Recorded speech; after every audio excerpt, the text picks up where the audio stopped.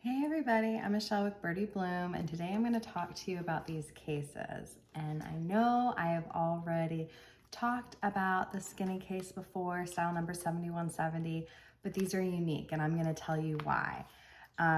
One, they're very old and they are unused. And there's this question about authenticity, and I'm going to get into that with you. Now that I have them both in my hand, I do believe that they are authentic. I don't own both of these. The navy blue is owned by a friend. She sent it to me. Her name is Michelle as well. And then I did purchase this one for myself.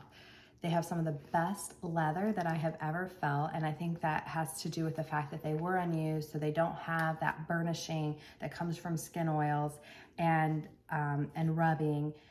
They have that matte kind of soft leather feel to them still, so that original leather feel, and it's just, they're simply lovely, and there's a lot of character to the leather as well. So let's get into why there's a question about authenticity, and I'll also show you my research and why I believe that they are authentic. I am still looking for more information, I will go ahead and say that, but because I need to get this back to the owner, I'm gonna go ahead and put out what I do have, okay? And you know, over time, I hope to gather more information and I can bring another video, all right? Okay, so first looking at these items, this car touch stamp, the location is leads to a question. Typically, it's gonna be stamped at the corner of one of these pieces. This one doesn't even have a car touch stamp, a Coach car touch stamp. So that's the first thought by anybody who's looking and who knows anything about these pieces. They're like, why is that located there? Excuse me. So the stamp in itself looks good. I don't even, so why that's questionable is because counterfeits did put them in the wrong place, or often put them in the wrong place. Not always even, but they might be too high. They did typically try to put them to the corner, but they would sometimes be too high. They just weren't always in the right location. So that's always something to consider. Of course, these were all stamped by hand.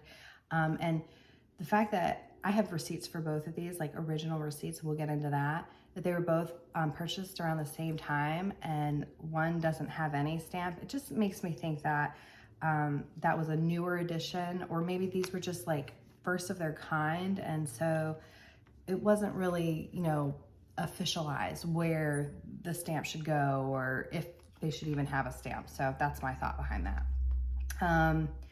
The second thing is the zipper pull.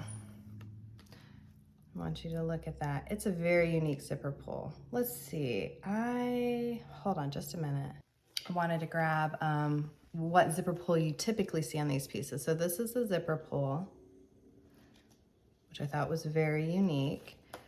And this is the piece that you typically, I have a lot of these types of cases. I know this is a chunky case, but this is the zipper pull that you typically see, the circular pull with these, with the chains, the small little chains. So that's the typical look. But I'm gonna show you here. Here is an advertisement. I mentioned that the name did change for the 7170.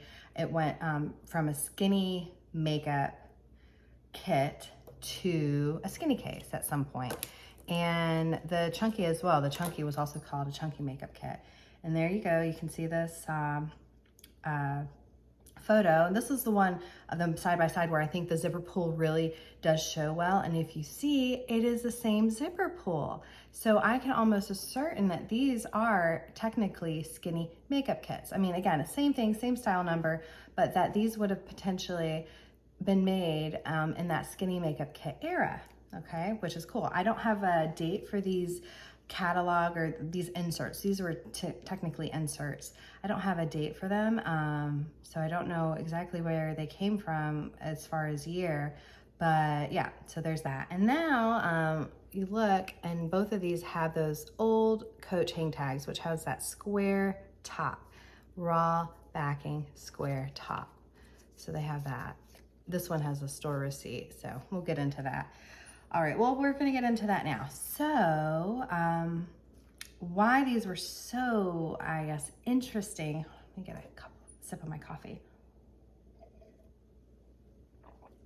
Was because they came with receipts. They came from the same owner, the same seller, whom was selling them from her mother's closet.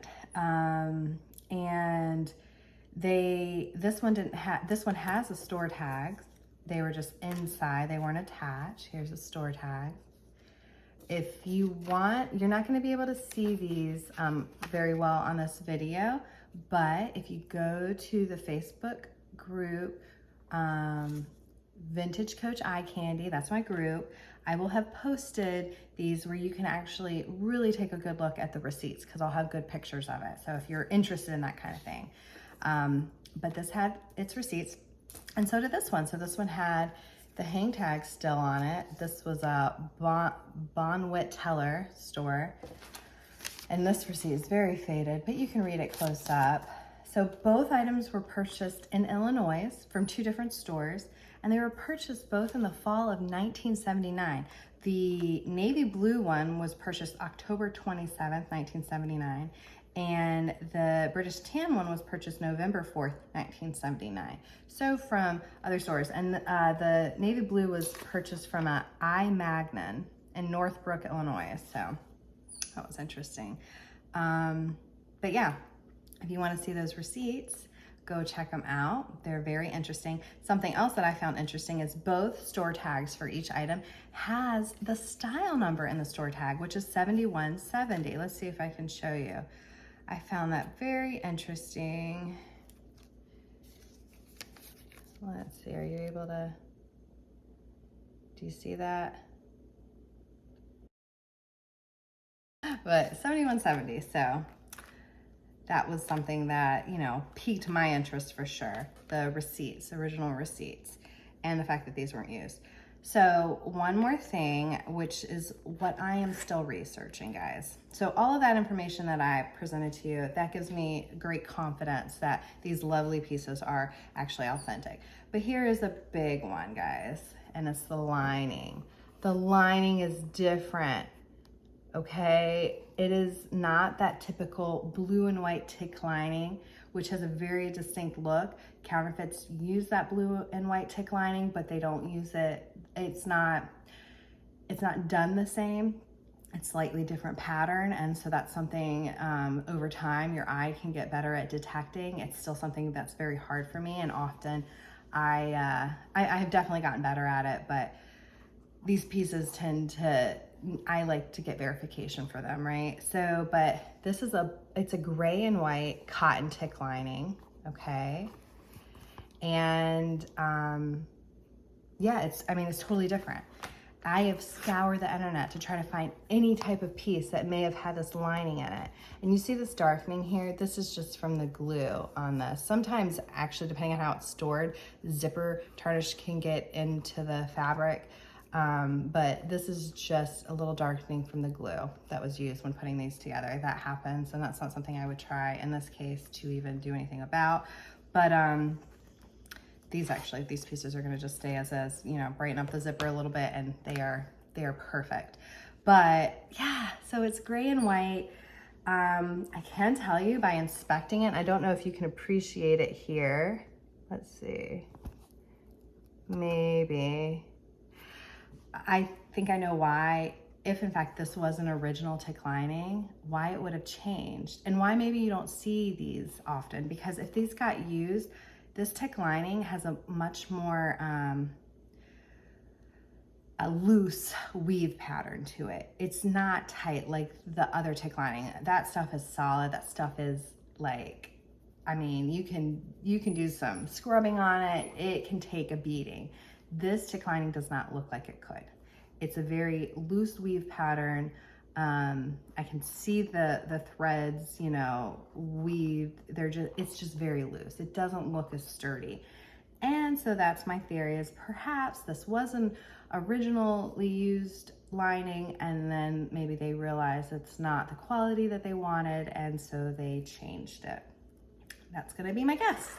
But I'm still looking. That's the piece of the puzzle that I am still searching for, is just proof and evidence via products that were sold online, Eventually, I'm sure I'll come across it. I want to see more. I want to see more items with this lining in it, if at all possible. So time will tell, but I think these are authentic. They're beautiful pieces. I feel very fortunate to have one in my collection, as does, I believe, Michelle. And if she doesn't, perhaps she'll sell it one day. She's not really a reseller, but yeah, or she'll sell it to me. So I'm really grateful to have kind of these little pieces of vintage coach history and to get to see them. I hope you enjoyed this video. Give me a thumbs up if you liked it. Subscribe to my channel for more vintage coach bag talks, and subscribe to the Facebook group, Vintage Coach Eye Candy, if you want to see just like cool pictures and share your own, okay? So, yep, that's what the group's for. Well, thanks for watching. Bye-bye.